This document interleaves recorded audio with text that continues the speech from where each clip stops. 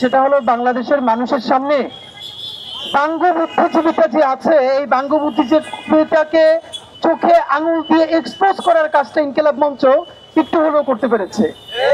আজকে দেখেন লজ্জা, আমাদের লজ্জায় মরে যেতে ইচ্ছে হয়। এই যে পাশে ঢাকা বিশ্ববিদ্যালয়, বাংলাদেশের ঢাকায় আপনি দেখবেন যে কোনো ঘটনা প্রমাণিত হওয়ার আগেই বাংলাদেশের কোনো মন্দিরে বা আমাদের মাইনরিটির কোনো কোথাও যদি ষড়যন্ত্রকারীর একটা টোকাও দেয়, সেটার প্রমাণ হবার আগেই 133 জন বুদ্ধিজীবী যুগলবন্দি কলাম লিখে চেপে দেন। শাহবাগে জাদুঘরের সামনে এসে একজন থেকে শুরু করে যতজন হয় তার প্রচন্ড কথা বলেন, এবং এটা তো বলা দরকারও। আমরা মনে করি যে এই যে বুদ্ধিভিত্তিক লড়াইটা তো দরকার, কিন্তু আফসোস কি দেখেন, আমরা তর্কের খাতিরে ধরেও নেই। আমরা তো আর শাহবাগী না, আমরা তো শাহবাগ তন্ত্র কায়েম করব না। আমার যে খুনি সেও যদি বিকারগ্রস্ত হয়, আমি বলতে চাই যে এটা আদালতকেই প্রমাণ করতে হবে যে সে বিকারগ্রস্ত, তার উপরে তার বিচার করতে হবে।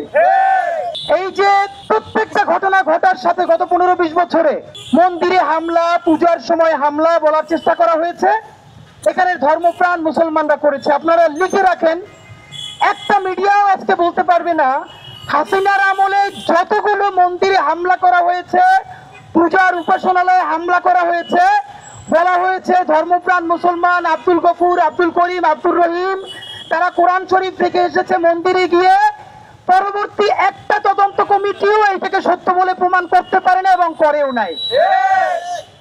এবং এই যে সর্বশেষ পার্বত্য চট্টগ্রামে আমরা দেখলাম, যেখানে এই যে ধর্ষণের কথা বলে বাংলাদেশে পুরো মানে কি অদ্ভুত ব্যাপার, পার্বত্য চট্টগ্রামে একটা পাতা খসে পড়ার আগেই শাহবাগে এসে বলা শুরু হয়ে যাবে সেখান থেকে সেনাদেরকে সরাইতে হবে। কেন পার্বত্য চট্টগ্রাম থেকে সেনাদেরকে সরাইতে? তাহলে তোমাদের দাদাবাবু দিল্লির দিয়ে পার্বত্য চট্টগ্রাম দখল করাইতে সুবিধা হয়, এই জন্যই কি তোমরা বলতে থাকো। একই অবস্থা দেখেন নরসাদ বিশ্ববিদ্যালয়ের মতো একটা জায়গায় একজন শিক্ষার্থী যেই অবমাননাটা করলো, আমি অবাক হই। আমরা মাঝে মধ্যে বলি যে আমাদের এখানে ধর্মপ্রাণ মুসলমান মাঝে মধ্যে অনেক কিছু বোঝে না, মাঝে মধ্যে তারা অনেক কঠিন ভাষায় কথা বলে ফেলে, কিন্তু আমি অবাক হই এইরকম জঘন্যতম কাজ করবার পর বাংলাদেশে আলেম সমাজের পক্ষ থেকে, ধর্মপ্রাণ মানুষদের পক্ষ থেকে যে রিয়াকশন হওয়ার কথা ছিল, তারা তার কিছুই করেন নাই, তারা সংযমের পরিচয় দিয়েছেন। এবং দেখেন ইনকিলাব মঞ্চের অবস্থাটা কি কঠিন।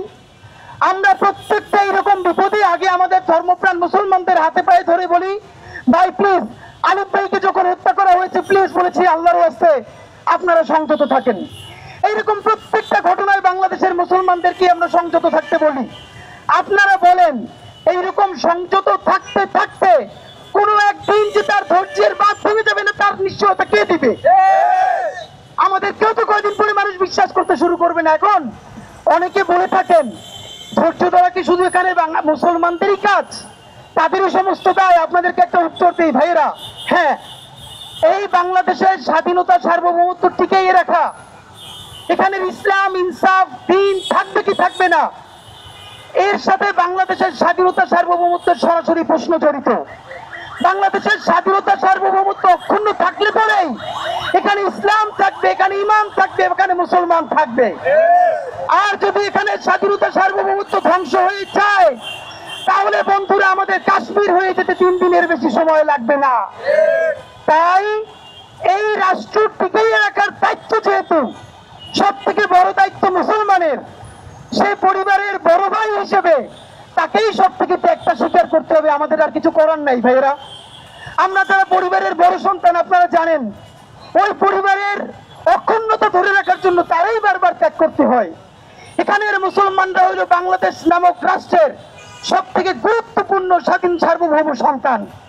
সুতরাং তাই বাঁচাই রাখার জন্য তারাই বারবার ত্যাগ করতে হবে, কারণ এই রাষ্ট্র যদি ধ্বংস হয়ে যায় তাহলে অন্যদের কোনো দুঃখ নাই, তারা আনন্দই পাবে।